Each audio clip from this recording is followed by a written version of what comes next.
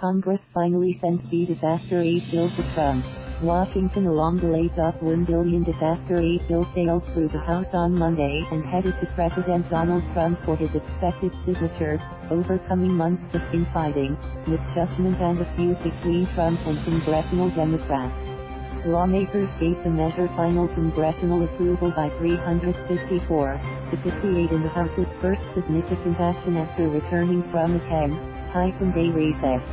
It was passed by all the chambers voting Democrats and more than 130 Republicans, including the party's top leaders and many GOP legislators from areas hit by hurricanes, floods, tornadoes and fires. Conservative Republicans held up the bill during the break, objecting on 3 occasions to efforts by Democratic leaders to pass the bill by a voice vote requiring unanimity. They said the legislation, which reflects an increasingly permissive attitude in Washington on spending to address disasters that sooner or later hit every region of the country, shouldn't be rushed through without a recorded vote. Along the way, House and Senate old-timers seemed to outmaneuver the White House, though Trump personally prevailed upon Senate Appropriations Committee Chairman Richard Shelby, R-Allen, to drop a bid to free up billions of dollars for dredging and other harbor projects. The Senate passed the bill by a sweeping 85-8 vote on its way out of Washington May 23, a margin that reflected a consensus that the bill is long overdue.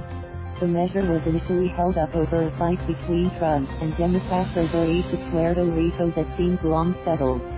Some in our government refused to assist our fellow Americans in Puerto Rico who are still recovering from the 2017 hurricane. I'm pleased we've moved past that, said House Appropriations Committee Chairwoman Nita, Lowey, D-N.Y. Because when disaster strikes, we shouldn't let a VIP code dictate our response.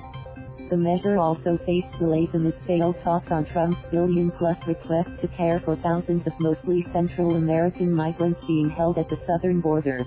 The sides narrowed their differences but couldn't reach agreement in the rush to go on recess, but everyone agrees that another bill will be needed almost immediately to refill nearly empty agency accounts to care for migrants. We must work together quickly to pass a bill that addresses the surge of unaccompanied children crossing the border and provides law enforcement agencies with the funding they need, said House Appropriations Committee Republican Granger of Texas. The stakes are high. There are serious life or death repercussions if the Congress does not act. The measure is largely the same as the version that passed the House last month. Republicans opposed it for leaving out the border funding. Among the reasons was a demand by House liberals to block the Homeland Security Department from getting information from federal social welfare authorities to help track immigrants residing in the U.S. illegally who take migrant refugee children into their homes. As the measure languished, disasters kept coming with failed levees in Arkansas, Iowa and Missouri and tornadoes across Ohio, just the most recent examples. The measure is supported by the bipartisan party leadership in both House and Senate. The legislation is also being driven by Florida and Georgia lawmakers teeming with frustration over delays in delivering help to farmers, towns and military bases slammed by hurricanes last fall. Flooding in Iowa and Nebraska this spring added to the coalition behind the measure, which delivers much of its help to regions where Trump supporters dominate. The bill started out as a modest $8 billion measure passed in the last days of House GOP control.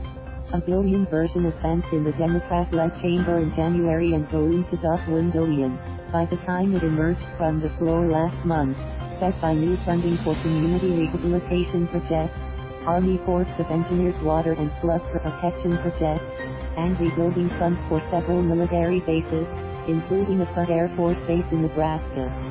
Thank you for watching. Please subscribe.